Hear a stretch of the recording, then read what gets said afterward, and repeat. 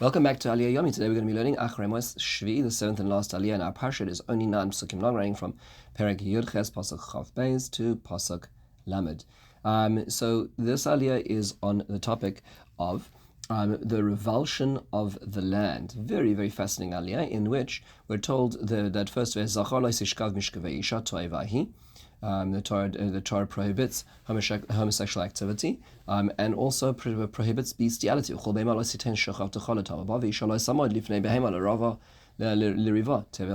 So those two relationships, those two acts are forbidden. And then the Torah, in conclusion, after all of this aliyah, then finally says, "V'al titamu b'chol ele." Don't become impurified through all of these things, because all of these things is what the nations before you in the land of Israel did, and the land became impure, and it regurgitated them. Don't become vomited out like they were beforehand, and make the land impure. Rather, Akadosh Baruch Hu says that anybody who does the abominations as described in this aliyah and beyond and before will be cut off. And you should guard what I told you, and don't become impure through all of the things that have been described in this parsha. So a few basic points to note over here. One is that in Aliyah Shishi and Shvi, we're talking about what ultimately comes down to a very narcissistic society. If you think about it for a moment, a society in which people are means to pleasure, where anybody or any even an animal becomes the vehicle towards my pleasure, what I want. I'm going to derive pleasure from them being a vehicle towards my end. And that's the kind of society that the Torah prohibits. The Torah prohibits where everybody is essentially a conduit for my sense of pleasure, or my identity as of pleasure. There's rules, and although pleasure and sexual pleasure is a wonderful thing, it's found in the context of family, and it's not found in the context of all these various complex relationships that are being described in the last two aliyahs.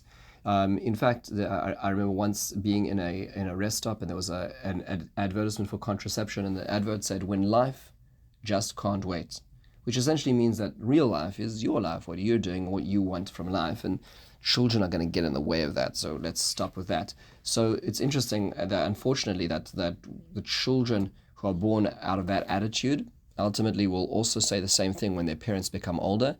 And when their life just can't wait, they'll put their parents in old age homes and forget about them there as well, because ultimately everybody's just thinking about themselves. The Torah is talking about a society that doesn't just think about themselves, a society in which people are actually people, ends in of themselves, not just means for one's own pleasure. And that's what the Torah is talking about, building a society where people are ends, where people actually matter because of who they are, not the pleasure they're going to generate for one. That's what seems to be described over here in Aliyah. Now, why does the land not stand for this? That you could say that's what Hashem stands for, but why not the land? So Rashi describes that the example over here is Mashal ben Melech, a prince who is fed something which is disgusting, but his constitution is such that he's so sensitive, he's been brought up with such a fine diet that he simply cannot withstand it, and he vomits it straight out. That's how Israel cannot accept those who are over avera, those who do sins, and therefore that's why this happens. In fact, there's an example of this. If you learn Melachim Beis, Yud Zayin, there's a whole description that after the exile of the northern tribes, after the exile of the tribes by the Assyrians, one of their foreign policies was to shift around different nations into different territories. The reason for this was to de-emphasize their nationalistic tendencies, because now this is not their land that they were in as well. But what happened was that the people they brought to Shomron were actually from Kuta and Me'ava and Hamas. These were not Jewish people brought and resettled in the area of Shomron, northern Israel, the heartland of Israel. These people were pagans, but what ended up happening was they were the lions of the Judean mountains, the Samaritan mountains, would come and eat them, and the land could not withstand such a pagan worship on its heels. And these people converted to Judaism, and that in fact the Gemara discusses whether or not they were Gerei Emes or Gerei Arayos, were they the converts of lions or converts of truth, because of this whole experience as well. This is an expression of the same idea that the land itself cannot withstand it. But it goes more than that. In fact, if we go to the end of Parshas Bechukosai, where HaKadosh Baruch Hu ends the curses, the very end of the curses. What stops it is a memory. V'zacharti es brisi Yaakov, I'll remember the covenant of Yaakov, v'av es brisi Yitzchak, and also the covenant of Isaac, v'av es brisi Abraham, v'ez kor v'ha'aretz es kor. Hashem will remember four entities, the three patriarchs and the land. The land is seen to have its own relationship as well. Rav Hirsch says that it actually goes back to the very beginning of the relationship of human beings and earth.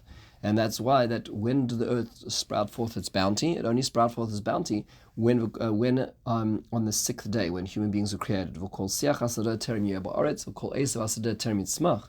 That none of the vegetation came out, even though it was created dormantly on the third day. It only came out on the sixth day when humanity was able to actually appreciate it and pray for it.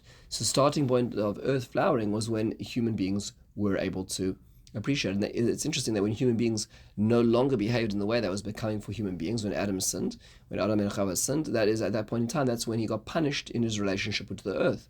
The curse of Adam was the koitza daidar tatzmeach, like you're going to plant thistles and thorns.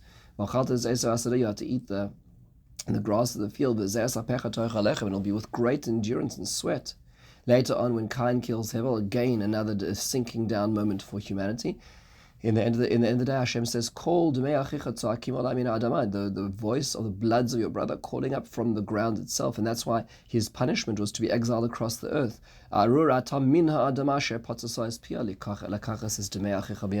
you're going to be cursed from the land which absorbed the blood of your brothers. So in a certain sense, that any time that a person is sinning, it also relates to their relationship with earth as well.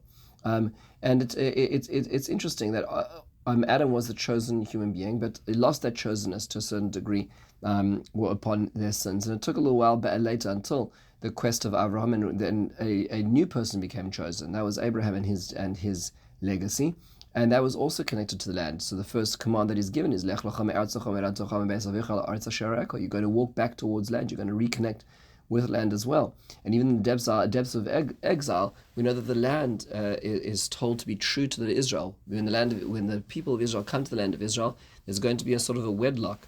So much so that even the people will be kicked out of the land of Israel, as described in our Aliyah. They'll be exiled because of their actions. Nonetheless,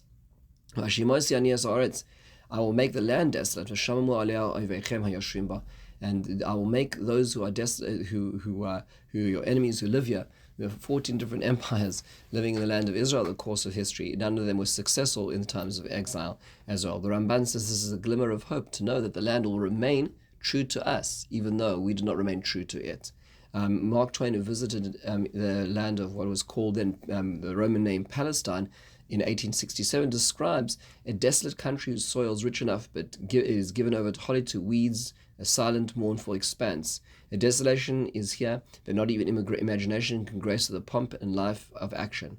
We never saw a human being on the whole route. There was hardly a tree or shrub anywhere. Even the olive and the cactus, those fast friends of the worthless soil, had almost deserted the country. End quote.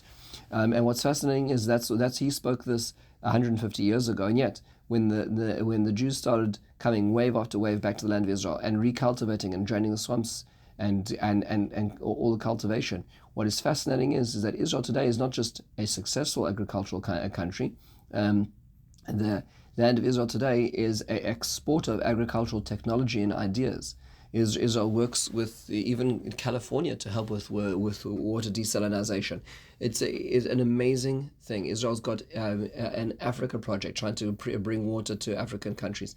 Israel's no longer the desolate, arid environment that Mark Twain saw as well. In fact, this is what's fascinating is that when Ilan Ramon went to space and he looked at the map of Israel, obviously with a very fascinating observation on specifically the Middle East, he noticed something which was really interesting, and that is that there is what's called a green line. The green line is an arbitrary armistice boundary in the war in 1949, in the armistice agreement, which people pay a lot of attention today when Israel seems to be ignoring based on later conquests and battles. Although they don't ignore it, they do ignore it when it goes the other direction. But it is interesting that although it's really a meaningless armistice line because so much has happened in between then and now, But it is worthwhile noting that there is another green line that is from space. As Ilan Ramon noticed, wherever the nation of Israel has settled in the land of Israel, that is the green line of Israel, because it is flowered as the land has welcomed back its people. So this is a volatile relationship. It's a relationship that's real. It's a relationship in which our moral caliber is reflected in our relationship, and therefore the givingness of the land. On the one hand, it has terrible ramifications when we don't do what we're supposed to, but incredible ramifications when we do what is supposed to be done. With this, we conclude the 7th Aliyah in Acharei Mos. In the meantime, have a wonderful, meaningful day and a beautiful Shabbat.